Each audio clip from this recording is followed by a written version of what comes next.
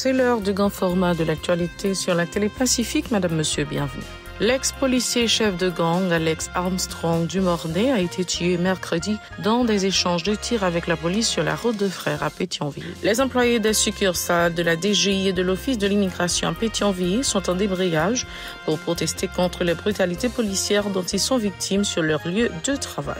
Devant les locaux de la succursale de la DGI à Delma 31, de longues files de contribuables sont remarquées jeudi. Ils dénoncent les multiples embûches qu'ils rencontrent afin d'obtenir leurs pièces. Les bureaux de transfert menacent de suspendre temporairement leurs activités en vue d'exiger le retrait de la circulaire 114-3 de la BRH, réduisant à 10% leur profit de 30% sur les transferts de dollars américains. L'UNESCO et le Bureau haïtien de normalisation ont présenté jeudi à la presse le manuel de normalisation de la qualité des matériaux de construction lors d'une cérémonie à Pétionville. Restez branchés, à détail, c'est tout de suite. Si vous jugez que cette vidéo est intéressante, n'hésitez pas à liker et partager la vidéo. Et surtout, n'oubliez pas de vous abonner à cette chaîne et activer la cloche de notification pour ne pas louper aucune de nos vidéos. Si vous nous rejoignez maintenant, vous êtes sur la télé Pacifique, vous suivez Info Pacifique, le développement. L'ex-policier chef de gang, Alex Armstrong du Mornay, a été tué mercredi dans des échanges de tirs avec la police sur la route de Frères à Pétionville. Depuis le mois d'août dernier, le chef de gang de Bristow à Pétionville était recherché par les agents de l'ordre. Il était accusé d'assassinat, d'association de malfaiteurs et d'enlèvement. Il était notamment impliqué dans l'assassinat du policier Pierre Roquidson lors d'une opération dans son fief l'année dernière. Plus loin à la petite rivière de l'Artibonite, les présumés gangsters Spencer Vigile, Normé Joseph et Asnel Simon ont été arrêtés et écroués par la police mercredi. 2 armes et des munitions ont été aussi récupérées au cours de cette opération. Les employés des succursales de la Direction générale des impôts, DGI, et de l'Office de l'immigration et la migration à Pétionville observent un débrayage en vue de protester contre les brutalités policières dont ils sont victimes sur leur lieu de travail. Jeudi encore, l'un d'entre eux a été physiquement agressé par un policier qui voulait que la priorité soit accordée à l'un de ses proches en quête de documents dans le cadre du programme humanitaire des États-Unis. Une situation de tension a régné devant les locaux de ces institutions suite à cet incident. Les policiers font pression sur nous, s'introduisent brutalement dans les bureaux pour desservir des particuliers aux grandes dames. Des gens qui sont dans les longues files d'attente ont dénoncé les protestataires au micro de Shiloh Sémixon et Jean-Élie Ladresse. La population comprend, la police pas comprend. Moi par contre qui intérêt dans ça parce que je connais la police un job bien spécifique l'a fait. Pas quoi la police t'es qu'à venir rentrer dans la raquette. Comment on peut comprendre la population qui marche depuis 4h du matin, 1h du matin, pour venir là prendre ligne. Il y a un ensemble de policiers qui ne connaissent pas là, qui sont affectés. Qui viennent avec 10-15 personnes pour passer chaque jour. Ou peut comprendre un employé qui fait tout le temps servir l'État. Un policier osé frapper avant hier, pendant qu'il a fait sacrifice pour rentrer dans la foule là, pour venir la population en service. Matin, je suis arrivé, je rentrer dans le bureau. Les va rentrer dans le bureau, bon policier qui poussé, avec une ligne dans le dos.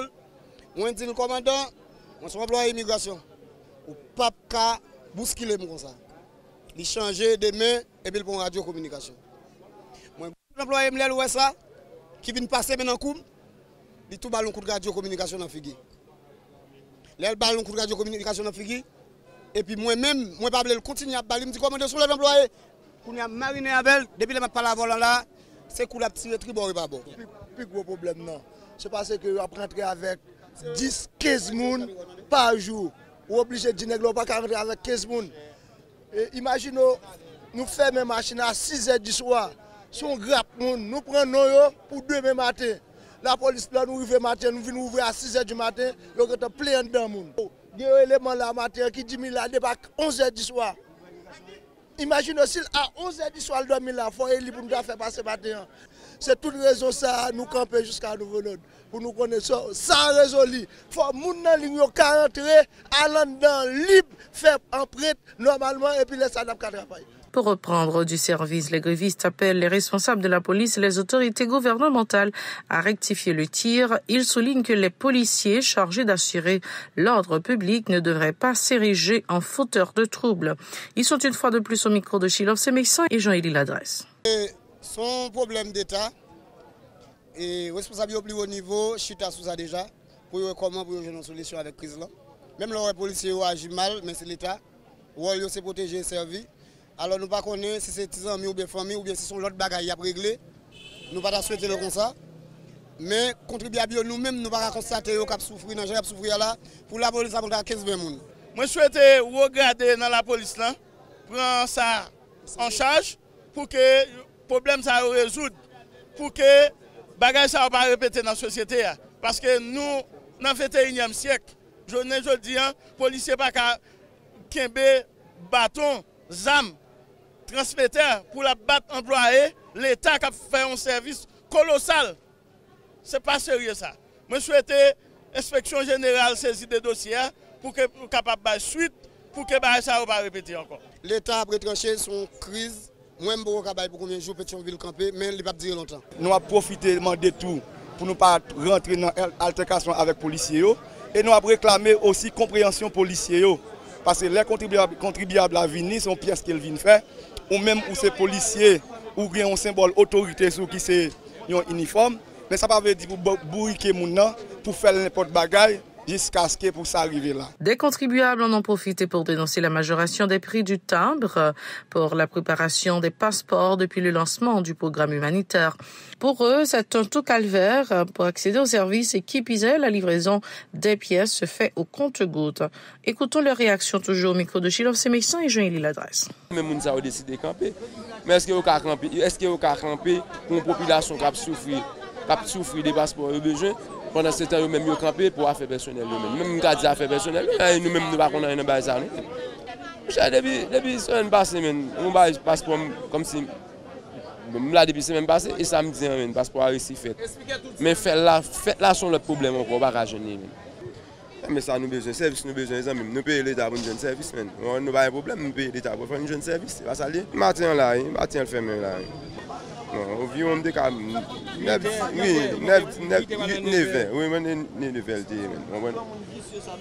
la population obligée à souffrir pendant ce temps lui-même. Il y a un libéré, il y a arrêté, la population lui-même. Il est obligé à souffrir parce qu'il y a un gourmet là. Pendant ce temps, il y a un libéré déjà.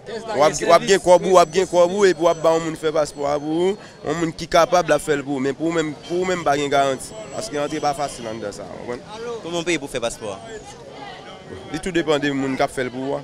Il y a des gens qui prennent 6 000, il y a des gens qui prennent 5 000, il y a des gens qui prennent 4 000. Tout dépend des gens qui fait là. 4 000 gouttes, 6 000 gouttes? Nous ne pouvons pas parler des gouttes dans le pays d'Haïti, il y a des dollars. Nous ne pouvons pas une question de gouttes d'entrée sortie.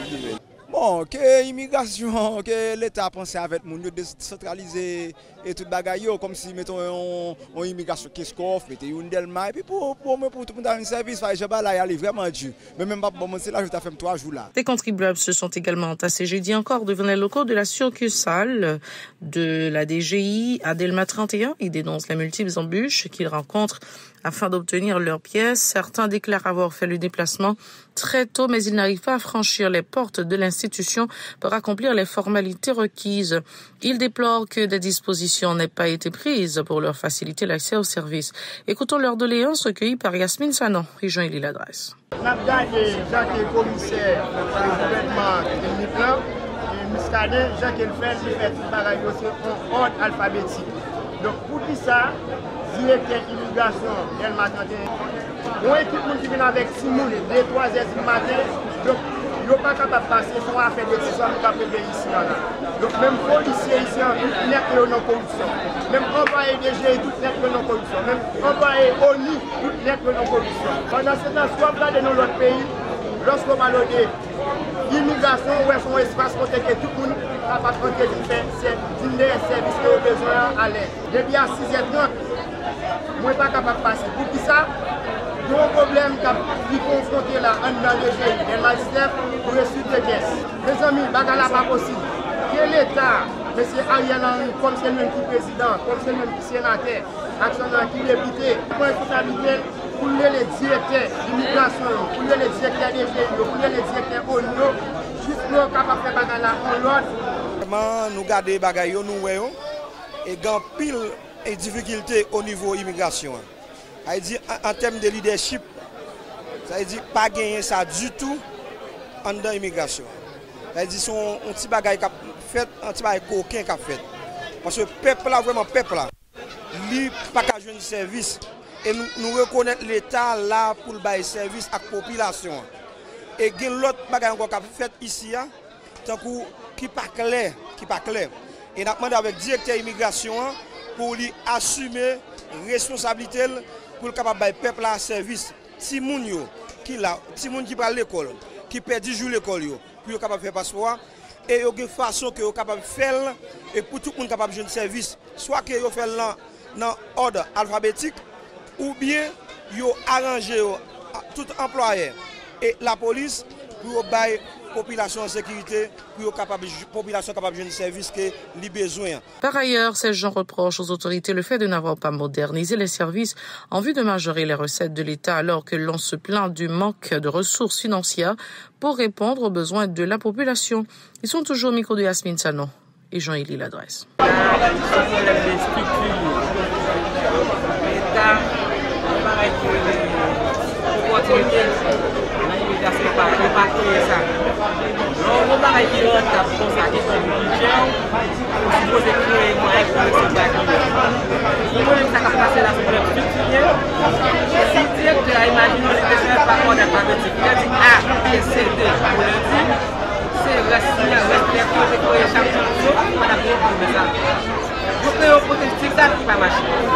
Ça m'a demandé, c'est directeur central de l'éducation. Moi, j'ai demandé qu'il m'a pris ma fondateur de la bataille de Carabéa. Je pensais que l'éducation centrale a besoin de ça qui passe dans notre pays. Et ça, c'est dans tout le pays. Peut-être dans l'Ouest, dernièrement, il y a un pays qui est obligé. C'est pas un point service, nous, ça vient dans le talent. Ça me comprend que l'entreprise pour gérer le problème là. Avec la bourse d'État, le bon budget d'État,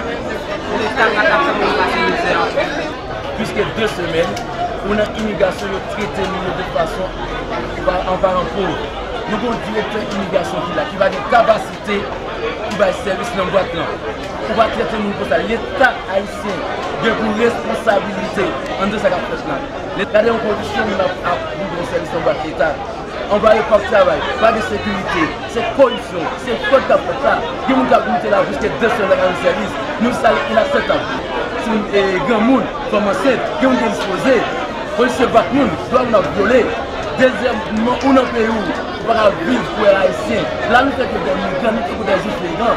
Nous sommes des Haïtiens qui transitent, nous disons pas qu'avec ça dans nos pays. Les bureaux de transfert menacent de suspendre temporairement leurs activités en vue d'exiger le retrait de la circulaire 114-3 de la BRH, réduisant à 10% leur profit de 30% sur les transferts de dollars américains. En effet, la Banque de la République d'Haïti entend mettre en application la circulaire 114-3 relative à la réduction à 10% les 30% de leurs profits sur les transferts en dollars américains. Selon l'Union nationale des sous-agents de transfert, UNATA, cette décision porte atteinte à leurs intérêts et viole leurs droits de fonctionnement. Cette structure souligne que les 30% de remboursement permettent aux agents de transfert d'assurer notamment leurs dépenses quotidiennes. En guise de protestation, l'association annonce la fermeture temporaire de tous les agents de transfert à travers le pays. Toutefois, aucune date n'a été indiquée pour observer ce débrayage. L'Organisation des Nations Unies pour l'éducation, la science et la culture UNESCO et le Bureau haïtien de normalisation ont présenté jeudi à la presse le manuel de normalisation de la qualité des matériaux de construction lors d'une cérémonie à Pétionville. Un ouvrage destiné notamment aux acteurs politiques et aux ingénieurs en vue de renforcer leurs capacités et leurs connaissances autour des normes en matière de construction. Selon les organisateurs, le respect de ces principes particulièrement antisismiques pourra limiter les dégâts lors des catastrophes naturelles. Le projet Berlac, lancé en 2021 et qui prendra fin en mars prochain, est financé à hauteur de $600 000 américains par le Japon. Il est implanté par l'UNESCO dans 4 pays, Haïti, Cuba, le Guatemala et la République dominicaine. S'est réjoui Panorati Prophète, responsable de programme à l'organisme onusien. Il est au micro de Hirsch Résil et Maud Léjean. BHN créé en 2012. C'était suite à un tremblement de terre qui était passé dans le pays en 2010. Et on a regardé que le premier comité qui était créé, c'était un. C'est pas sans raison, c'était un pays de Haïti, un bureau de normalisation, puis gros priorité de donner, c'est question agroalimentaire, ça va manger. Mais à cause du risque qu'il y a dans la question de catastrophe qui a passé dans le pays et dégâts problématiques qui ont été faits dans le pays, ça devient une priorité numéro 1, bâtiment et génocide. Et Jean, secrétaire technique de la Sophia, le comité ça a commencé à travailler depuis 2013 et c'est le ministère des Travaux publics qui préside le comité.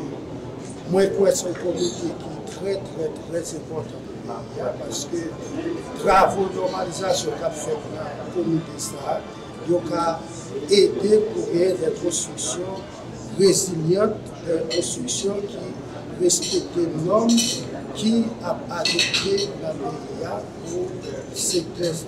Pour sa part, le président du Bureau haïtien de normalisation, Monod Civil, qui s'est félicité de cette initiative, dit espérer que les différentes parties, notamment les pouvoirs publics, en feront un bon usage. Il en a profité pour rappeler que la mission du BHN consiste en outre à fournir des informations en ce qui concerne les normes et les réglementations techniques en matière de construction.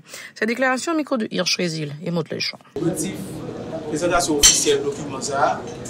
Il y a des projets que le gouvernement japonais a financé pour le bureau de l'UNESCO. Alors, le projet, ça, c'est 4 pays, c'est Haïti, Cuba, Guatemala et la République dominicaine. Alors, normalement, rentrer dans le cadre de la réduction des désastres dans l'environnement des bâtisses en Haïti. Si on n'entend pas là, nous connaissons, je dis, ça fait quelque temps, Haïti a fait face à des risques de désastres énormes, particulièrement risques de tremblement de terre. Et nous connaissons généralement le tremblement de terre pas tuer les gens.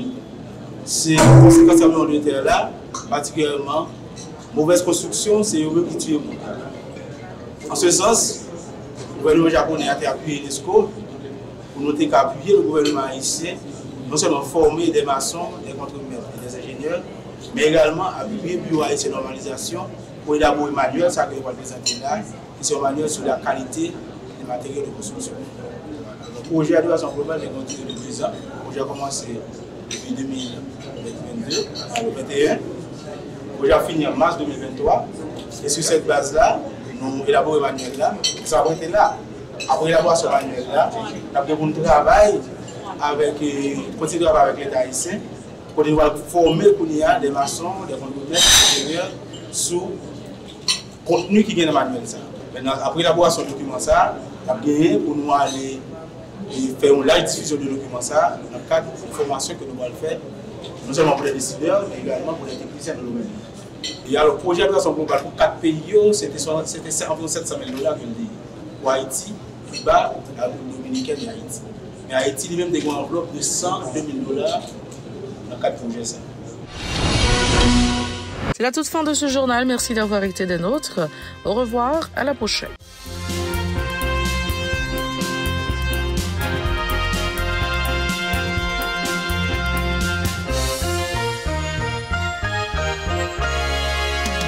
Si vous jugez que cette vidéo est intéressante, n'hésitez pas à liker et partager la vidéo. Et surtout, n'oubliez pas de vous abonner à cette chaîne et activer la cloche de notification pour ne pas louper aucune de nos vidéos.